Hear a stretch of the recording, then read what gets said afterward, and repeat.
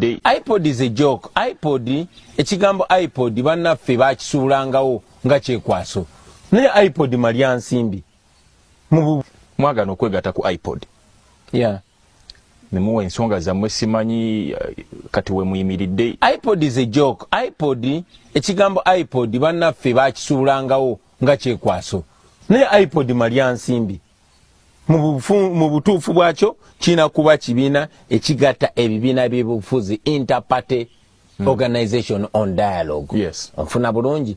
Ne kati kwogera ki kwogenda okwogera n'omuntu afaanana nga Museveni. Kati kwogera ki kwogenda okwogera n'omuntu afaanana nga Museveni. Bigambo byayogerebwa His Excellency Bobi Wanje buvuddeko bwe baali bamubuuza ku nsonga ezikwatagana ne Ipod.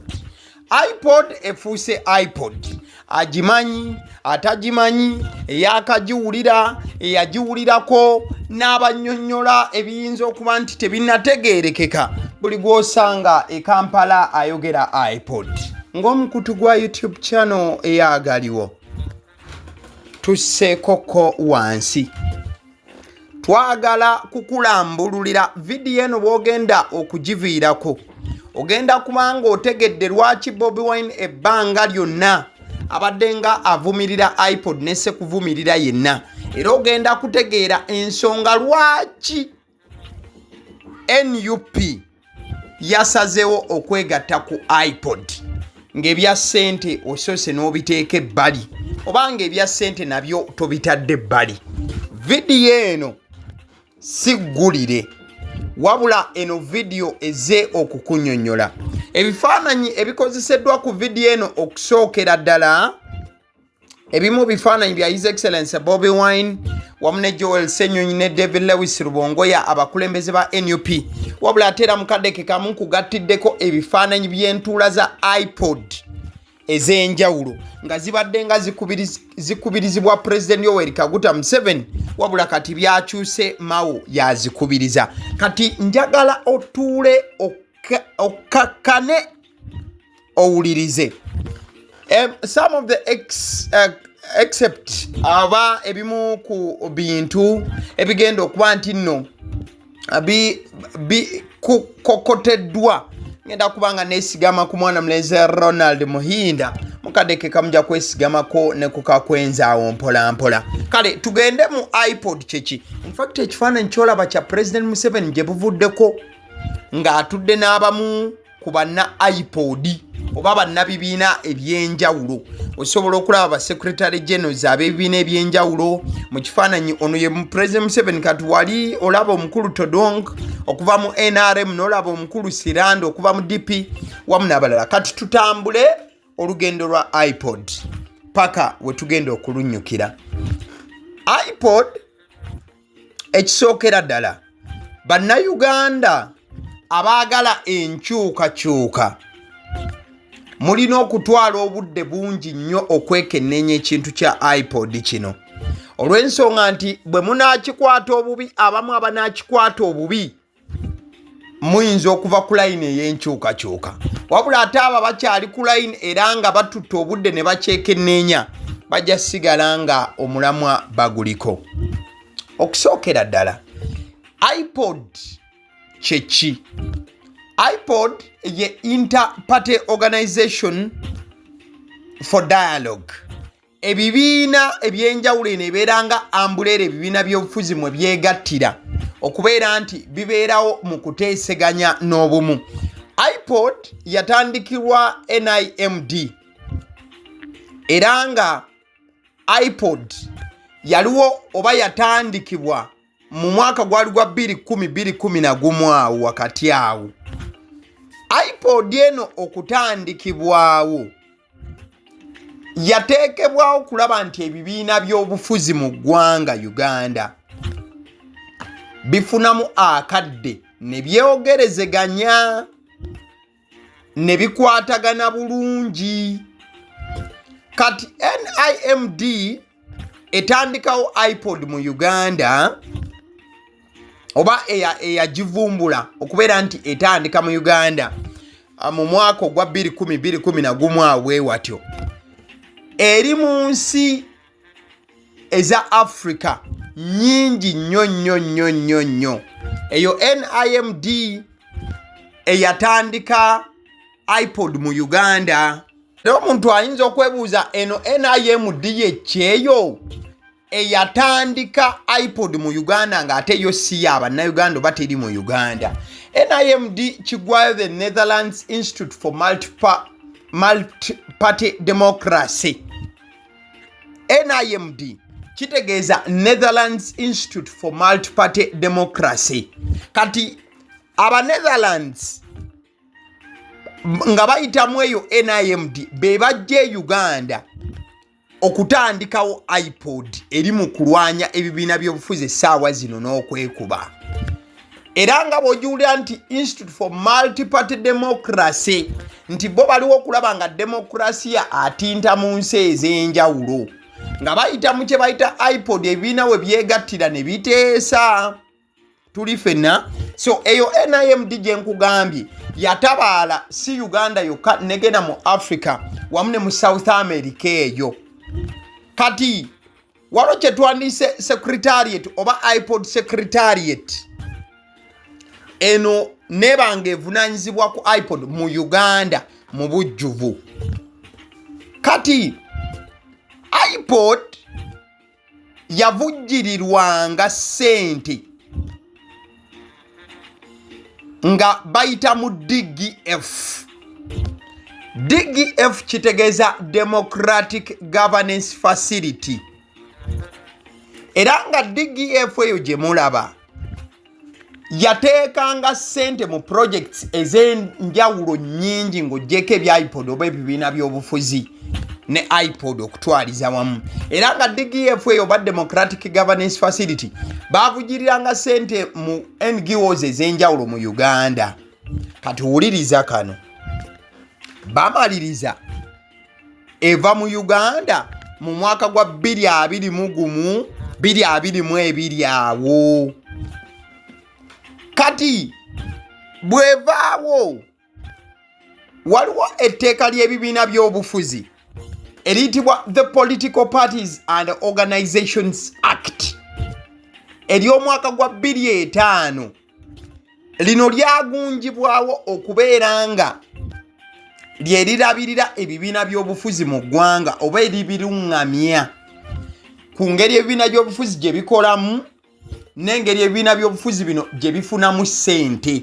So etteeka eryo lya 2005 kitegeeza nti etteeka ery'ebibiina by'obufuzi erya Political Parties and Organizations Act erya 2005 limazeewo emyaka 2 bweddo. Tuli ffenna abaseddi omusunsuzi ly'erinnya eryange. Omukutu gw'oliko gwe gwagaliwo. Nagambe tugende mpola. Video eno tujja givaako nga tutegedde lwaki ebibiina by'obufuzi biri mu kwekuba ssaawa zino olwa Ipod n'ebisigadde. Kati Ipod eyo ng'emaze okugunjizibwawo n'okubeera nti weeri yatandika okuba nga esaggula n'okukola dialogue nga bwe kitegeezebwa okukola enteeseganya mu bibiina by'obufuzi. Era we batuuka ne bateeseganya ne Parliament batuuka ku nzikiriziganya okulaba nti ebibiina by'obufuzi ebirina ababaka mu Parliament bitandika okuba nga bifuna ssente okuva mu Parliament, nga ssente ezo baziwa bibiina bya bufuzi byokka ebirina ababaka mu Parliament. Sigala ku video eno n'omuwendo gwa ssente tulina okugutegeera wano. Kati nga kitegeeza nti Parliament yalina okukozesanga ensimbi z'Abannayuganda oba ez'abawi b'omusolo eziwa ebibiina by'obufuzi. Bwe tugenda mu bya budget mu Parliament eyisa ensimbi. Bwe mala okuba nga eyisa ensimbi emala weziyisa oba okukuba sitamu negamba nti ziyise, balina kye bayita vooti mu Parliament. Vote kibeera nga kitongole ekiriwo okubeera nga kifuna ssente za gavumenti kati wamala bakola kyewandiise appropriation oba okubeera nti bakola okuyisaamu nti kati zize kati tutemeteme kati kale kati vote nekolebwa ne bagamba nti kati bali ssente zibaweebwe process eyitibwamu ssente okuva mu gavumenti okuteebwa paka wezigenda kati electoral commission erina kyewandiise vote bwe twogera ku vote tetutegeeza vote ya kalulu kale tuliyite ng'eddoboozi oba obuyinza so akakiiko k'ebyokulonda kalina vote y'amaanyi vote ekwatagana mu bya budget mu parliament awo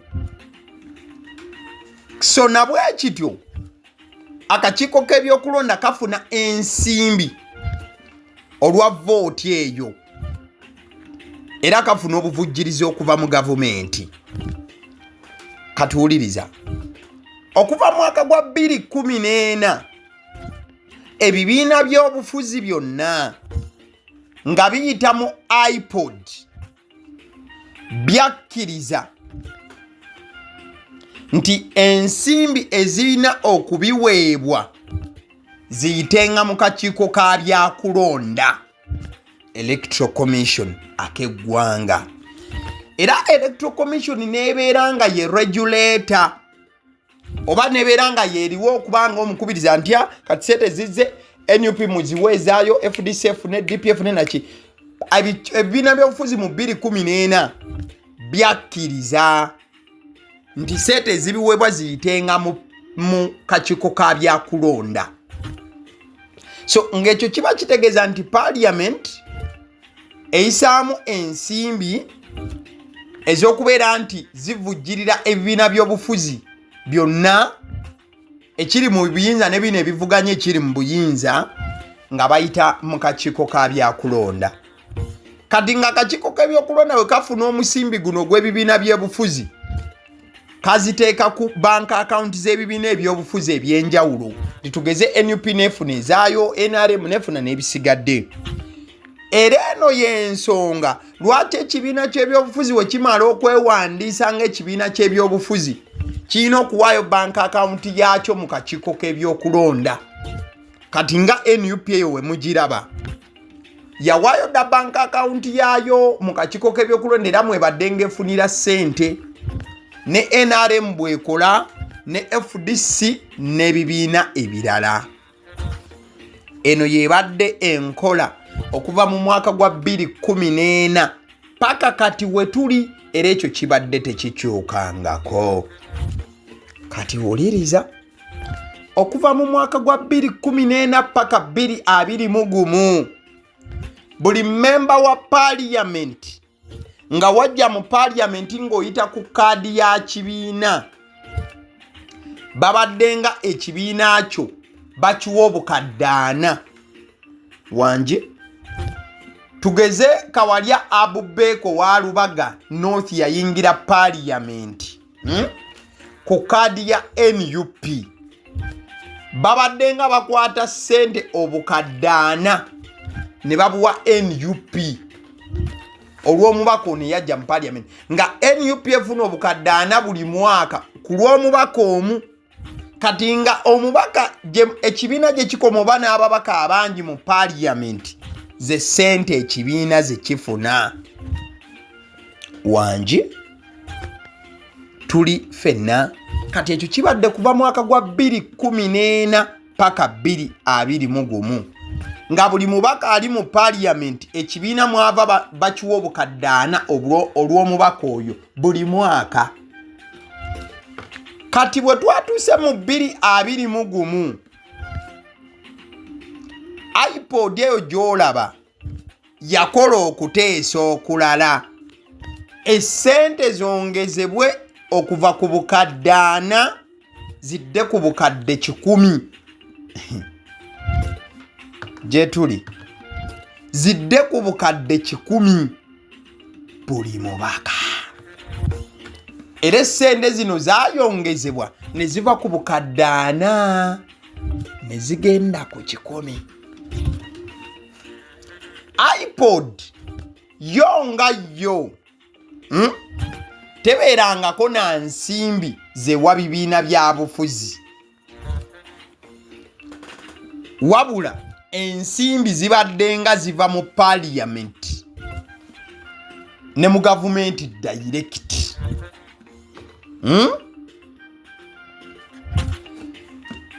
Ensonga y'okugamba nti NUP erya ssente za Ipod oba NRM oba ekibiina ky'ebyobufuzi ekirala kyonna, ensonga eyo eba nkyamu omuntu okukola statement bw'etyo. Ipod yeeriwo okuteesa n'okusaba bongere ku ssente. Ipod esaba eri mu parliamenti. Parliamenti bweyisaamu nga bwowulidde vote nebaawo naki ne zigenda mu kakiiko k'ebyokulonda, omusimbi ne guyiika mu bibiina by'obufuzi. Era Ipod si ebadde ng'ekwata ssente n'eziwa ebibiina by'obufuzi bino. Ssente ziva mu gavumenti okuyita mu parliament ne zigenda paka mu kakiiko k'ebyokulonda ne zijja. So envujjirira y'ensimbi zino tekyukanga. Kati twatuuse tutya wano okubeera nti NUP ne Ipod bali mu kwetwala? NUP agamba njagala kuyingira, Ipod amugamba sooka olinde okuyingira wayinawo by'olina okukola. Jojjuuzi waliwo etteeka erya Political Parties and Organizations Act lyatwaliddwa ne liddamu ne lyekennenyezebwa mu parliament ne bagamba nti kati tteeka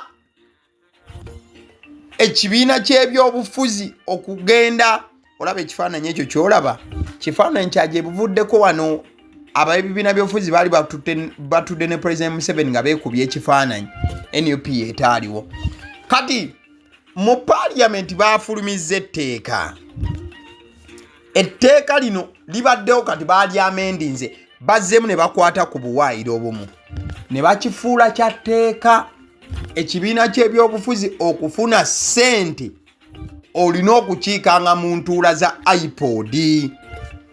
Ipod mubaamu President Museveni, ne mubaamu President wa DP Mao, ne mubaamu President wa FDC Nandala Mafaabi, ne mubaamu President wa Jema Basaalirwa, ne mubaamu President wa PPP wamu mline efaananako bwetyo. Kati awo abeera badde takiika mu ntuula zino ye NUP ekulirwa Kyagulanyi Ssentamu Bobi Wine. Wuliriza ku kyentuula gwatakimanyi. Ipod ebeera ne meetings ez'enjawulo. Tekoma kola zi meeting eba nezi workshop nezi training seminars. Era nga abakulembeze b'ebibiina baba balina okubeera mu ntuula zino, baagala tebaagala, okusinziira ku kipya ekiriwo. In fact ng'ebya seminar ne workshops obitadde ebbali, Ipod eno erina summit meeting ey'abakulembeze b'ebibiina gyekola buli mwaka. Summit meeting eya heads of parties. Nti eno summit bwetuula baba baagala ba pulezidenti b'ebibiina byonna. Wadde David Lewis Rubongo ya musajja mukozi nnyo era abeerawo, summit eyo wetuula awerekera buwerekezi ku mukama we Kyagulanyi Robert Ssentamu His Excellency Bobi Wine. Eri ebeera summit y'abakulembeze ba bibiina, si bassaabawandiisi nabo wadde babeerawo. Kati kino kye kyaleese NUP okkuba emmeeza nti NUP ebbanga lyonna Bobi Wine abadde nga Ipod eno agitwala sipiidi nga gamba ye tasobola kubeera mu meeting za kikula kino. Bobi Wine ng'omutadde ebbali, FDC eyo gye buvuddeko emabega wali ebadde ng'eboma meeting zino eza summit era nga abakulembeze b'ebibiina ebirala bajja FDC nga tejja. In fact FDC eyo ebadde nga tebeera mu meeting zino. FDC meeting gye yazzeemu ye y'omwaka guno gwa 2025. FDC ebadde tekiikanga mu meeting za Ipod. Oba naye we yawulidde nti akasente negamba nti owaaye FDC kwe kujja era kyekifaananyi ekyo kyolaba. President Museveni ng'akwasa Mao fulaga y'obukulembeze bwa Ipod, ono ali ebbali ye Power Patrick Oboy Amriat, President wa FDC, wadde nga Nandala Mafaabi ye flag bearer era naye yabaddewo. Ndowooza tuli mu kutambula ffenna kanneemu kanabbiri. FDC sebe badde nga tejja mu bintu bino ebya Ipod. Enkiiko ezo nga zitudde. Kati NUP bwefuka ekibiina ky'ebyobufuzi era netandika okukwasaganya ensonga, ensimbi NUP yazifuna. Wali emabega mu 2022 ez'okuba nti kibiina kya byabufuzi ate kyali kitutte ababaka era NUP yafuna obuwumbi obuwerera ddala 3 bweddu. Wabula NUP mu kufuna ensimbi nayo yegatta ku FDC okugaana okugendanga mu ntuula zino. Era NUP ebadde nayo tekiika mu ntuula za Ipod. NUP yegatta bwegasi ku FDC, but FDC ye yasooka bigaana. NUP kyejja ebigaana. NUP egenda okujja nga ekibiina ky'ebyobufuzi ng'FDC ebya Ipod yabigaana dda. Kati wuliriza, waliwo ababadde bagamba mbu NUP teri mu Ipod. Kati lino kano ke kawaira akateeka NUP mu Ipod era ne kagiraga nti ebadde tekiika bukiisi bati ebaddemu. Ekisookera ddala Ipod buli kiteeso kyebadde ng'ekola mu parliament wali mu kukyusa mu kyensimbi na biki byonna ne NUP kibadde kyapulayinganga ku yo nti tuongeze sente zetuwa ebibiina by'obufuzi nga ne NUP kiba kijaapulayingako wadde nga mu ntuula tebaayo. Ekirala NUP si nti teri mu Ipod. NUP okubeera nti erina ababaka mu parliament ekyo automatically kigifuula memba wa Ipod.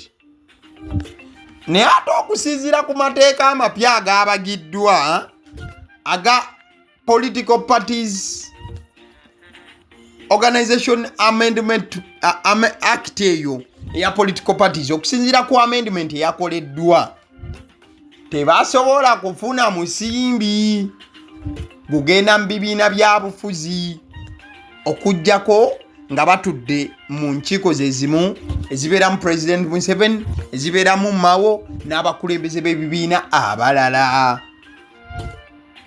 Era ne wanabaawo kibiina kya byabufuzi kipya, tugeze ekyampuuga eyo nga kifunye omubaka mu parliament, kibeera kirina okujja ne kituula mu nkiiko ezo eza Ipod.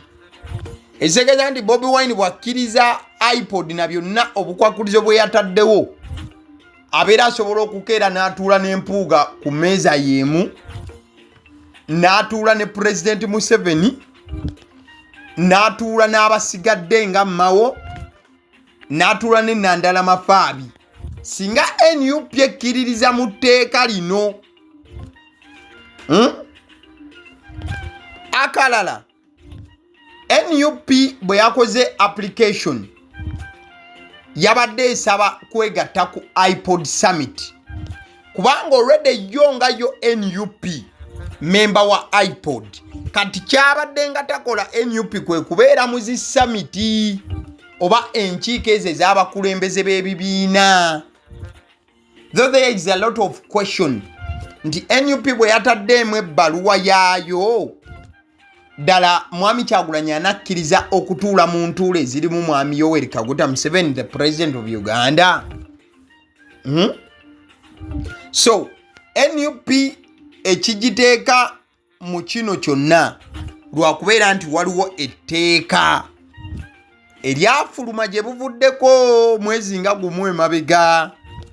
In fact NUP yakubye dda Ipod n'akakiiko k'ebyokulonda mu kooti, era NUP bano yabaguddeko emisango ebiri mu Constitutional Court challenging etteeka, era NUP yemu nekuba akakiiko k'ebyokulonda mu High Court wamu ne Ipod ng'egamba nti basosoddwa era nti bateereddwa bbali mu nteekateeka za Ipod, ate nga automatically bali under the National Consultative Forum.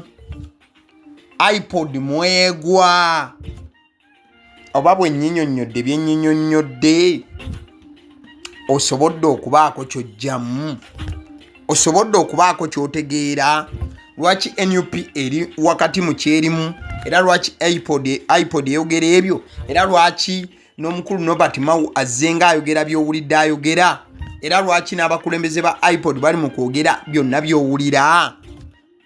I think tuli fenna not so basiibule. Njagala okutegeeza bannaffe aba Honey Bites bano bagamba nti omwana adda ku ssomero oba ogenda mukyalira nga already ali ku ssomero, balina ebyokulya ebyenjawulo mutaayi wange. Yogera ku daddies, bagiya, binyeebwa, mawogola, cupcakes, decorated donuts ennungi, ebyokulya omwana byasobola okuba nga awangala nabyo ku ssomero. Bakubire ku 0709 787508. Bannaffe aba Honey Bites bakola ne cakes eza buli mukolo bakooneko. Kale kankutegeeze ne ku bannaffe aba Alson Painters UG bano bo basiizi ba langi. Bagamba nti omaze okuzimba ekizimbe kituuse ku ssa erisiigibwa langi, be bantu abatuufu ab'okkubira ku 0705 1936 ojja kuba nti obafuna butevure nnyo nnyini ddala mukwano gwange. Ebbeeyi yakuteesa buteesa ne WhatsApp namba yaabwe kweri ye namba y'emu. Abasiddi omusunsuzi ly'erinnya eryange. Nagamba nti agaliwo gwe mukutu kwe tubeera, era ebiseera ebisinga information nga bwe beebaddewo bwe tugireeta tetutoolamu yadde okugattamu ebyaffe.